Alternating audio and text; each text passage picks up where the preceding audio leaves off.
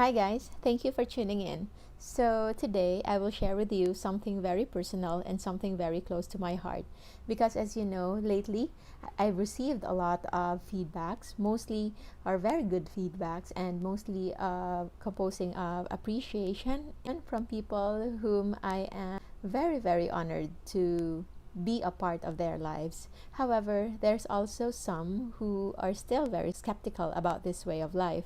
This way of life that I am promoting is incorporating intermittent fasting or restrictive time eating and low carbohydrate diet, or what is also known to be ketogenic diet, but that is a strict low carb, but in general I promote low carbohydrate diet.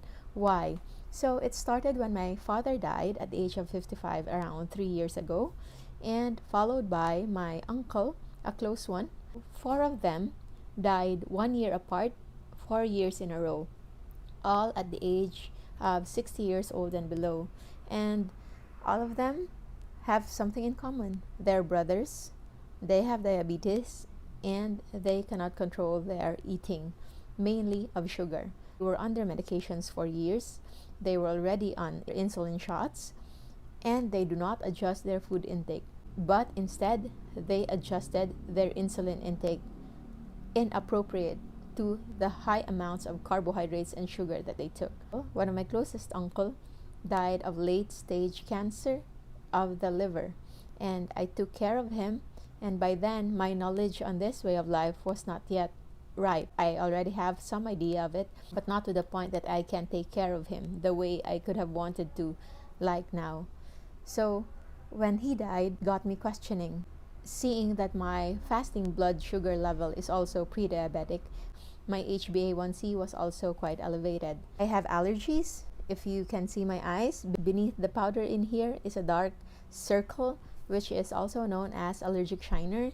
So it is a chronic sign of prolonged allergies since childhood. I've had that, and along with allergic rhinitis, and my weight is yo-yoing all these years without knowing why, without knowing where and what happened in between. It just came as is. I have family members who were obese. My mother was aging at the age of 63, 64, already cannot get up on the bed on her own because of aches and pains. So these are the struggles that I have with my family, along with my other closest friends who are also overweight and are also having some maintenance medications or some having problems with their menstrual cycle. The moment I learned about this way of life, the fasting and low carbohydrate lifestyle, I felt like I was liberated from a tribe who have been brainwashed since I was born. Brainwashed in a sense that the moment I got out, it opened me up to a world that is liberating, unbiased, no influence from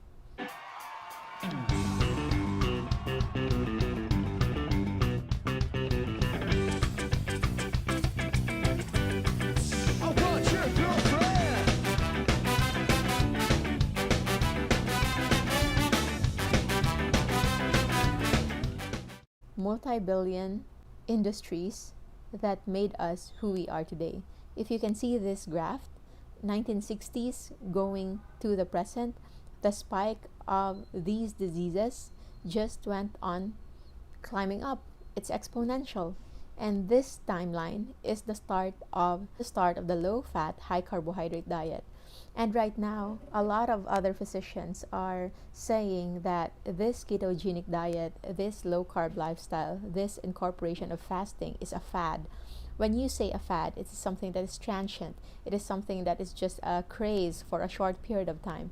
But if I tell you that as early as 1900s, this lifestyle was already recommended as treatment for epilepsy, as treatment for diabetes, and there is another spike many years after, 1940s, 1960s, 1970s. It's always there. There's Atkins diet.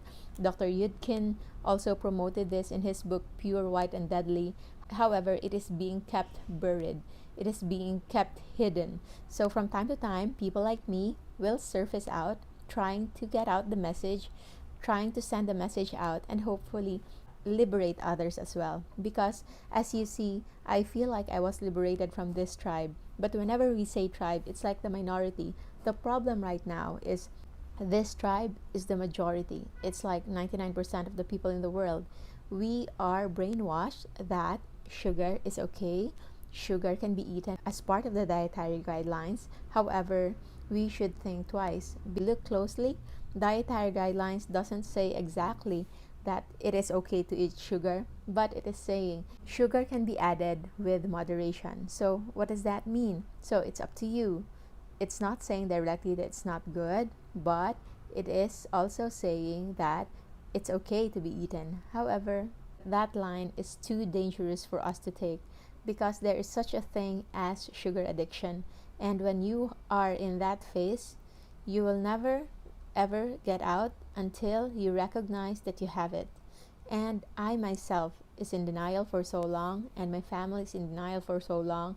And right now we are trying to accept it, and we are trying to heal ourselves by eating low carbohydrate diet and time restrictive diet, or also commonly known as intermittent fasting, to heal. So far, I have healed my own problems, my allergies, my inflammation, my edema in my feet, and my blood sugar is also low but within the normal range, as well as my relationship with food.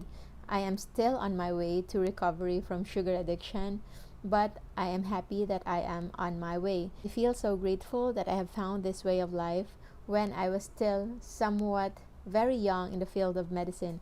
I have been a doctor for only 5 years, and I couldn't be happier that I found this way of life early on last year, because with that I wouldn't know if I'd be open to it, if I'm already a specialist, or if I'm already way up there. And I think it is destiny that I found this, because as a person I've always been an average performer, because as what I say to my friends, I'm a sloth, I'm a lazy person. I don't believe in hard work, but I believe in smart work, wherein you can get the maximal benefits at the minimal cost of energy.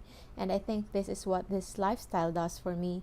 And for those who are saying that this way of life can lead to brain fog, can lead to poor performance, can lead to decreased energy, well, I'm telling you, it's not true for me. At least I'm speaking for myself. Last year, I have published 3 books. So these are the books that I've published. The book 1 is for weight loss. The second book is for health in general. And the third one is for wellness. So I wrote this practically maybe in 3 months' time. So I don't know about you, but brain fog is not a problem. If I may say, I have never been focused. I have never been more productive in my life until I've incorporated this way of life to myself. Right now, I'm already in my 65th hour of fasting. So there, I plan to break my fast maybe tomorrow or tonight for the sake of autophagy, that is renewal or cleansing of defective cell parts, and that is something that has won a Nobel Prize award. So it's something that nobody can really contest unless you've won a Nobel Prize yourself. I think what I'm saying is just that it doesn't matter what school you came from, what experience you've had, what kind of specialty you have. It's just that open mind as a person, and if your heart is in the right place, you will be open to it, you will see it for yourself, you will learn from it, and you can decide. Because as for me, the moment I learned about it, it's just something so liberating, it's just something so beneficial, and something that is pure, something that I feel like unbiased science, that there's no other choice for me but to get the message out there. And if nobody cares to listen, it's okay. I am here to do my part. At least I have been able to share this with my friends and families who matter most to me. And as part of my obligation to the human race, I'm trying to send a message there as well. Hopefully, at least for those people who are really committed, who really want to change their lives for good, to improve their health, but just don't know how to. So for those who are interested to know more, you can send me a message, you can follow my page, you can also subscribe to my YouTube channel, and you can listen to the videos there, watch the videos there, and learn more. I guess that's it for now. I hope you get to choose well, choose right, and I'll see you again on the next video.